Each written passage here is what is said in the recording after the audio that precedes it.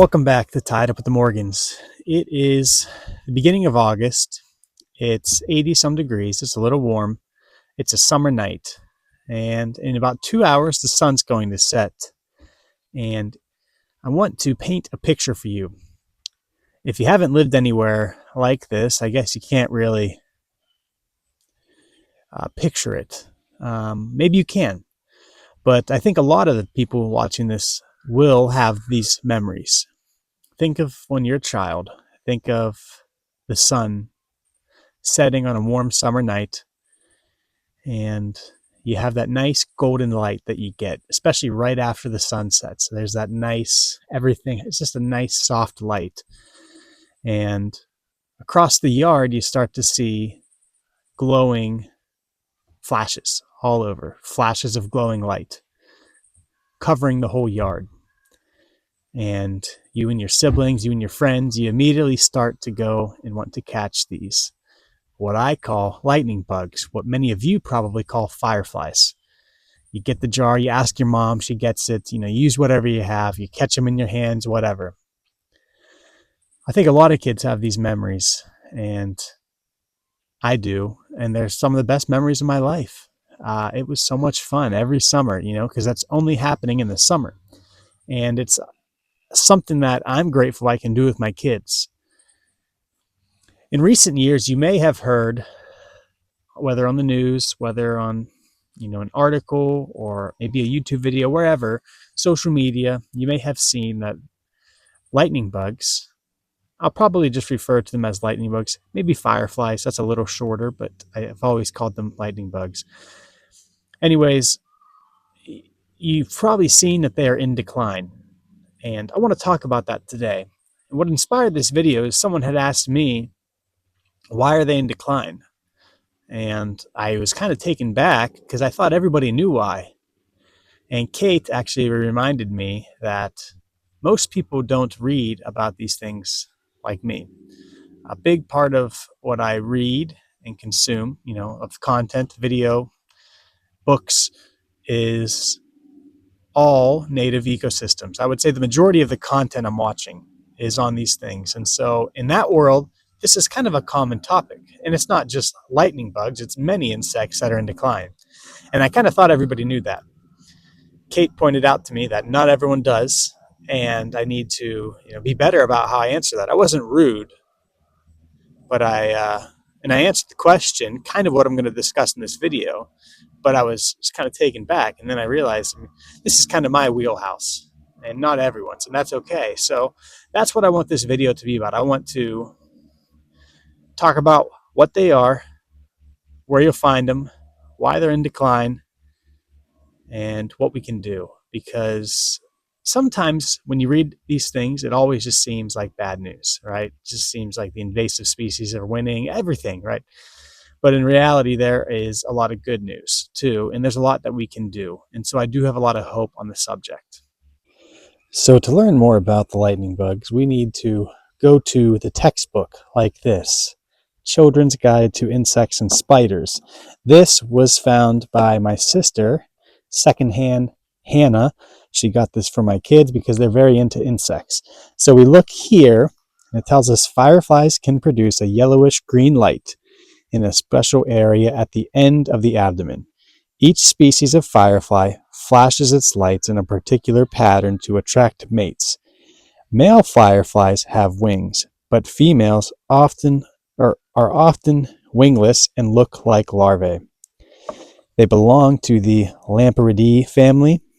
There's over 2,000 species of them.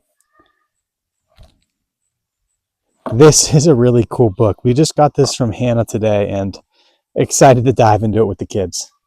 So we know from that book that there are over 2,000 species of them. And in North America, there's over 165 species. Some numbers from anywhere from like 120 to 170. So what I saw most consistently when looking for it was 165. And they're found on every continent except Antarctica, which I was surprised to know that. But I think when we think of fireflies, we just think of the flashing ones, and that's not always the case. There are actually quite a few, a lot, that don't look like the ones we all know. but that doesn't mean they're not in decline. And so the ones that we're familiar with are, well, I should say, let me back up. In Pennsylvania, there's over 30 species of them. And the one that I think most people are familiar with are what we call the Big Dipper firefly or lightning bug. But there's also a lot of, and they're nocturnal. That's the ones where they are active at night and they're sleeping during the day. And during the night when they're flashing, that is a way to almost like if you had a flashlight and you were trying to send like a Morse code signal, right? That's how they work. And it's specific to each species, which is pretty cool. So the fireflies, the lightning bugs. I said I would refer to them as lightning bugs, and I keep saying fireflies now. I end up saying both, and it just makes this video even longer. But anyways, they use that signal. So imagine you're standing in a field with like a flashlight and you know Morse code and you're communicating to someone across the field. That's exactly how these lightning bugs work. Fireflies, they communicate through different distinct blinking light patterns. And when they're doing that, it's to find a mate. So oftentimes it's the males out in the field or, in a clearing, whatever, in a meadow, sending off that signal while the females are hidden in some taller plants. And there's actually one species, I don't remember the name of it, but there is one that can mimic another species pattern. And then it does that as bait and it lures it in. And when that male comes in thinking he's found a mate, he actually gets eaten. So I thought that was pretty crazy. I learned a lot when reading about this. I studied this in depth to have a better understanding of it all. So what is the light? Or I should say, how does the light work? Well, one neat thing about it is it's incredibly efficient. It gives off this cool light while generating no heat. And you think of the old light bulbs we used to have that were like 90% heat, 10% light. I don't know if that's exact, but I remember they were very hot to the touch, right? They weren't nearly as efficient as the lights we have today. Just like a lightning bug, they're incredibly efficient. And so there's a lot going on that makes that light. And as you know, I'm an expert chemist. I'm an expert scientist. This is my wheelhouse. So I'm going to break all this down and tell you how this works. That was a joke. I have no idea what I'm talking about here, but from what I read, there is a few things going on in a special organ in the abdomen. There is an enzyme called luciferase, I think it is. There is a chemical called luciferin, and those combined with oxygen and energy creates this very cool light. How does that work? Well, that's the extent of it. So I hope you didn't come here to learn much more than that. But anyways, it's really cool. And that's why you'll see like in the lower half of their abdomen, it's a totally different color. And I actually have some video of that. I had my assistant Ty find them. So we'll put that clip in right now. All right, I'm trying to get some good video here of lightning bugs for you.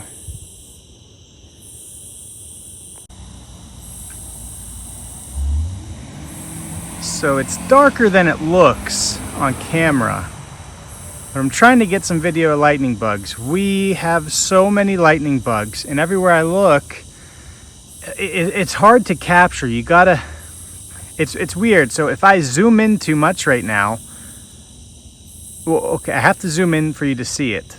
But if I zoom in too much, then it gets very blurry, as you're about to see, right? So the quality really suffers. So I have to kind of find a sweet spot. But when I do, it looks like there's not a lot of lightning bugs. But as we look around, there are so many. I don't think the video is doing it justice, but I can tell you there are far more lightning bugs now than there was a few years ago.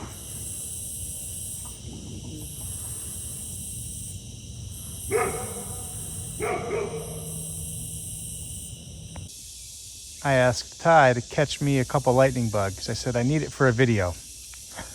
This is a behind the scenes look at how things work here at Tied Up with the Morgans. Ty was out riding his bike. It's getting dark. You can't really tell because it looks light, but it is getting dark. The sun's already set.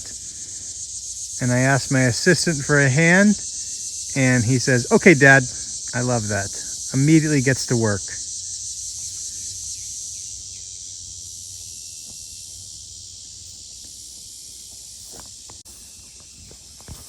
What do you got? Find a book. Oh, perfect, Ty.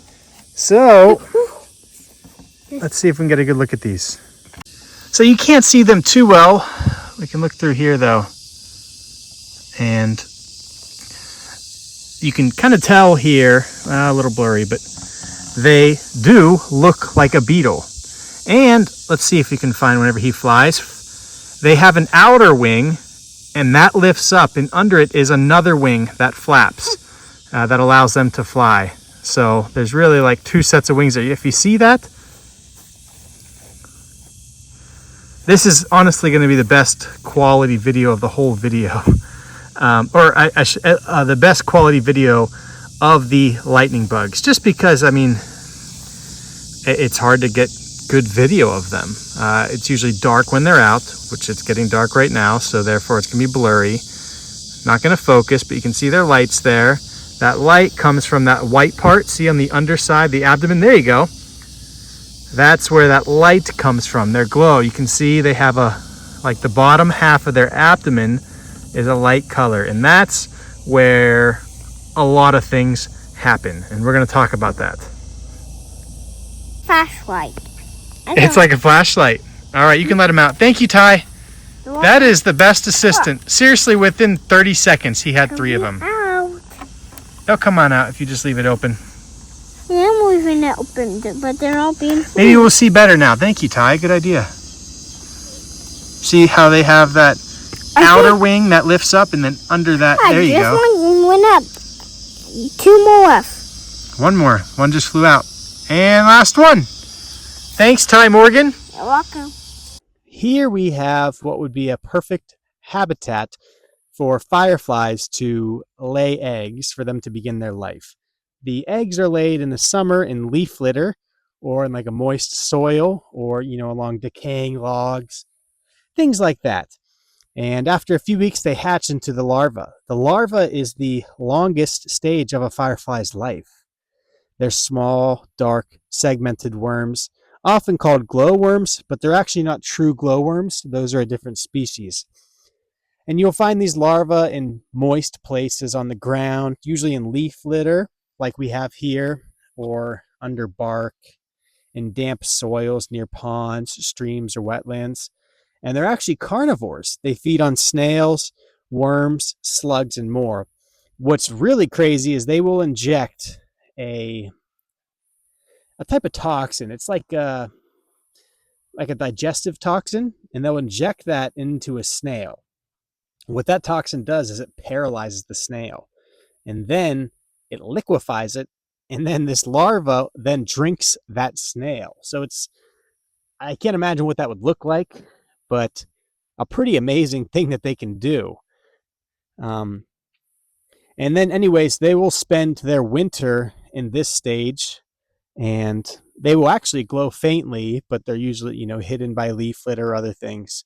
And something I found really crazy is that they live in this stage for 2 to 3 years. Next up, it actually pupates like a butterfly, right? We think of a butterfly and a chrysalis. A lightning bug goes through a similar process and is usually doing this underground or like in decaying wood in a log, something like that. And that takes 1 to 3 weeks before it becomes an adult. So once it becomes an adult, it only has a few short weeks of life left. And those last few weeks of life are spent finding a mate and laying eggs. And that repeats the cycle all over again. So it's thought that lightning bugs have been around for millions of years. So why are they now in decline? What's changing? Well, I think everything around us. You've probably heard me talk about it. I know you've probably heard my dad talk about it on Outdoors with the Morgans. And depending where you live, you probably see it every day too. But everywhere you look, development is happening. And I have another video I'm going to do where I want to talk about deer. Because one thing I hear so many people talk about with the development are, where will the deer go? Well, I can assure you the deer will be okay. It's everything else that will not be okay. So let's talk about that a little more. So we know that firefly larvae need damp, vegetated areas, really overgrown areas. They don't like the turf grass because that's not an ideal environment for them. There's not much for them to feed on. It's really not an ideal habitat for any species. If you let anything grow up like we have right here in front of me, spend some time in it and you walk through it and you'll just see countless species flying away. This is a more suited habitat for our native insects rather than the non-native turf grass. If you look at the top of the frame here, you'll see there's a white line and some dead grass. That's going to be featured in another video where I'm killing off a large part of my lawn. But here in front of us, we have mostly all native sedges and rushes. To my left, out of frame, there's lots of swamp milkweed, swamp rose mallow. There's a lot going on, okay? But anyways, this is an ideal habitat. And with habitat loss, we get a lot of pavement, we get a lot of concrete, we get a lot of, sites like that. And we get a lot more turf grass and a lot less of this. And that is a major reason for the decline of these species is they don't have sites like this anymore. And that's what they've needed for a very long time. They can't just overnight change to relocate to hot, dry turf grass because we've already learned that they feed on these countless insects, okay, in that larva stage, and you're not going to find that in your normal turf grass lawn. So another thing is that they need leaves, and that's one of the reasons why for the last few years I leave the leaves in the fall. I remember always hearing that that's going to kill the grass, and I really wasn't too concerned if it did kill the grass. Maybe like 5 years ago when I started to leave the leaves, and I found it does not kill the grass. Oak leaves might be a different story. Oak leaves are, it takes 2 years to break down, whereas, all your other leaves are going to take a year. So maybe under oak trees, it might be a different story. But I know by spring, most of the leaves have already broken down.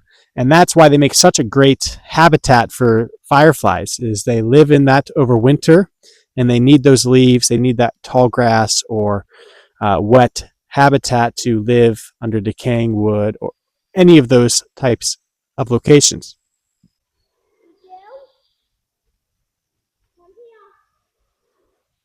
Who are you talking to? The squirrel. I heard him talking to you. There's some squirrels in these hemlock trees just out of frame. Ty is sitting here under the pear tree, which is fully loaded this year. Next up is light pollution. This plays a major role in the decline of lightning bugs as well as many other insects. Lightning bugs, 75% of them are nocturnal. And we talked about in their adult stage that they are so focused on finding a mate. They do that by sending their signals, and that's how they can find each other, right? Think of the Morse code with the flashlight. Now, imagine you're in a big field and someone on the other side of the field is blinking with something with their flashlight trying to communicate something to you. But I come up and I shine a big spotlight right in your face. Or even I'm just on the other side of the field doing a different one that draws your attention with a much brighter light, okay? That's what it's like for these insects, for these fireflies. This light pollution disorients their breeding patterns, their breeding signals, and even a passing car. I read that in one study, they found that a passing car can disorient them for just a few minutes, which is pretty crazy. So think of all the amount of cars that can be driving in busy areas. I would say where I live, the fireflies are very fortunate because we have a big space for them and we've created habitat. We leave the leaves, we have tall wetlands, we have tall grasses and many species for them to overwinter in and for them to hang out when they're trying to find mates, okay? Next up on that list after light pollution is chemical use. Herbicides, pesticides, different lawn treatments. I don't know anything about lawn treatments, but I do know that, there's just a lot of things that aren't great for the insects. People want perfect manicured lawns. That's what Big Lawn wants. That's a joke. Not really. Actually, it's not a joke, but some people like their lawn. Maybe I'll change your mind over time. So my thought is the pesticides, the herbicides, the lawn care, all of that, to just keep a manicured lawn, you kill off a lot of what they would feed on in that larva stage. So, you're not going to have those insects by spraying. Also, you're really not going to have a lot of insects in general because they don't want to just live in that turf grass. So, you don't give them a proper habitat. And if you do, by spraying, you're killing off a lot of that. So, as you know, I have sprayed a decent amount of herbicide. So, how do I justify using that when I'm telling you that this can lead to a decline of lightning bugs? Well, I do that by, it's like sometimes you have to cut down a tree for the, sometimes you have to cut down a tree to better manage a forest. And you'd think that that doesn't make sense, right? If you're trying to manage a forest, you want all the trees to be there, right? Oftentimes you need to take down a lot of trees for forest health. It's the same thing in this. When I'm using herbicides, I'm using it to create a better ecosystem. Now, oh boy, there's a, how you see the deer? So I use it because I know it's going to be much better. I don't want to have to kill any of these at all, but maybe it happens, maybe it doesn't. I think that's where it's important to do it at the right time of day and know what you're spraying and what are you going to do after. Am I just spraying to spray? Like, I don't want crabgrass in my lawn, so I'm going to go spray this. No, I'm applying usually clethodim for killing off grass to allow the native plants to thrive. Okay, so that's how I justify it, is that I know I'm building something far better than what I have right now. And in order to do that, I need to spray a little or to remove these invasive species, which also play a role in the decline of them. These invasive species, invasive insects, outcompete them, whether they feed on them or, there's just less native plants, means less native insects. That creates a like a desert for these native insects when they don't have their native plants around. Another thing with the spraying, or even in general, is water pollution, right? Water pollution can kill off a lot of these insects, can play a big role. We don't know what's in our water off of roads or whatever it is.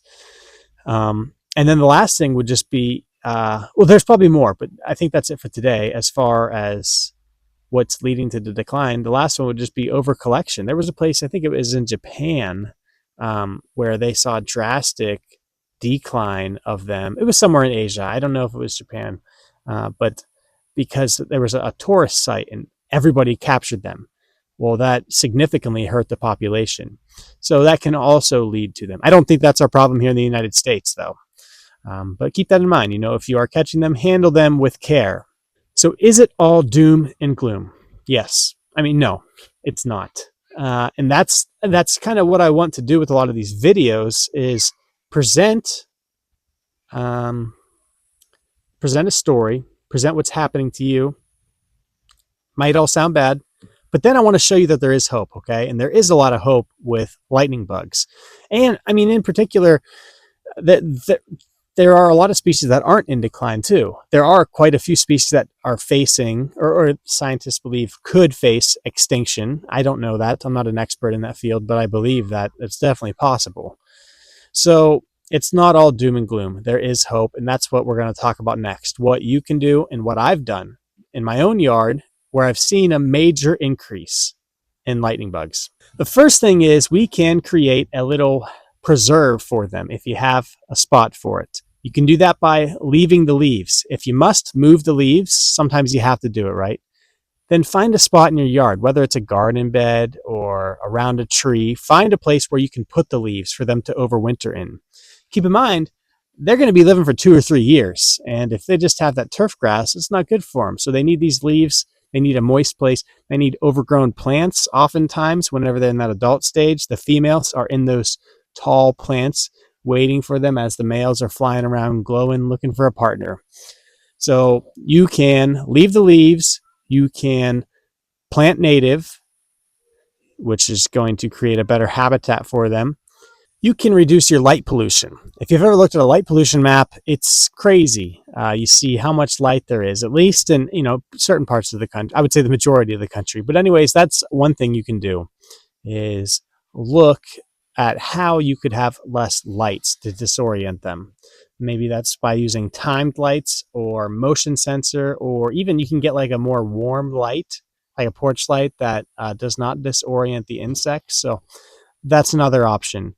Um, so talk about leaving the leaves, planting native, letting things mature, creating like a preserve for them, moist habitat, whether it's with decaying leaves, logs, sticks, stuff like that. Skip the chemicals. That's one more thing we talked about, right? Unless, of course, you're doing like I suggested, where you're doing it with the intention of you're going to make it better. Don't just spray to spray, but spray with a plan in mind. And so sometimes it's necessary, and it's going to create a better habitat for them. So 5 years ago, maybe longer, I left the leaves, and I have seen a major increase. I have also started to plant native, and I've allowed things. I stopped mowing a lot of my lawn, and I allowed it to return to what it wants to be, or what it should be, which is native plants. When you create that habitat, you get a lot of native insects, you get a lot of native birds, frogs, toads, snakes, just a full thriving ecosystem. And I'm always talking about this, but it really is that important. By doing that, you create a better habitat for lightning bugs. The last things I would suggest is spread the word. Whether you share this video with someone or you tell them what you learned, start to talk to people about why these things matter. I keep saying it, I really think we could make a big change. It's going to take a long time, but there are a lot of good people with much bigger followings than me pushing this same message. I think of Dr. Doug Tallamy, who has done wonders in the world of restoring our native ecosystems, and why that's so important. So you can spread the word and enjoy it. I think get out and enjoy it and see why these things matter, and that helps us want to preserve it. I am fortunate enough that my kids can catch lightning bugs every night. They see so many of them. Over the last 7 years, I have done these things. I've left the leaves. I've started to grow native. I've quit mowing. I never really sprayed before. I do spray more now than I did then, but it's all in the intention and that I have a plan, right? I'm not spraying when they're active. I'm spraying, and also before I spray, I always mow. So when I have the mower coming through, I go very slow, and you wouldn't believe the amount of life that leaves that. There's a little white line right here behind me. We're going to talk about that. I think I already mentioned that. I'm killing off the lawn there, and we'll talk about that in the next video. But as I did that, I had to mow it, and it was all overgrown, and the amount of life was incredible, okay? So if you're going to spray, do what I did. I think this is the best plan of action, is to mow very slowly. It gives everything time to leave. Then when you're done, there's likely to be nothing in there. They all left. They found other overgrown parts of my yard. Then I can apply the herbicide. So I feel strong about that. And I feel strong about the habitat I'm going to create for them is far better than what it was. So I think that's everything. I talked about how I did those things, right? I left the leaves. I am mindful before I spray. I'm planting native. I'm creating a habitat for them. I keep saying that, but it's very important. I have no idea how long this video will be, but I hope you enjoyed it. I enjoy diving deeper into these subjects. I'd like to make more of them. It takes time to do the research. And anyways, I hope you enjoyed it. I learned a lot, and there is hope. We can make a difference. I've literally seen it firsthand. It's been incredible, the change I have seen here on our property with lightning bugs. There are far more than I even remember as a kid. And I know it's because of the practices that we talked about in this video, putting them in place, doing those things. So give it a shot. And, if you don't have a big yard, that's okay. You can dedicate a garden bed, right? You might not be able to do much of your yard. Just dedicate one garden bed. Start to grow things, let them mature, leave the leaves, see what happens. I really think we can make a difference. So I'll leave it with that. And the last thought is we all love these fireflies, these lightning bugs. And I'm very grateful my kids can enjoy what I enjoyed as a kid. But I want my grandkids to as well. I want my great grandkids. I want many generations to come to enjoy these special things. And I think getting outside is the first step. Get outside, fall in love with it, and then you'll see why it matters. It's a special thing. So I leave it at that. Thanks for watching, and we'll see you on the next video where I think we're going to talk about why I'm killing off a big part of my lawn and how I'm doing it.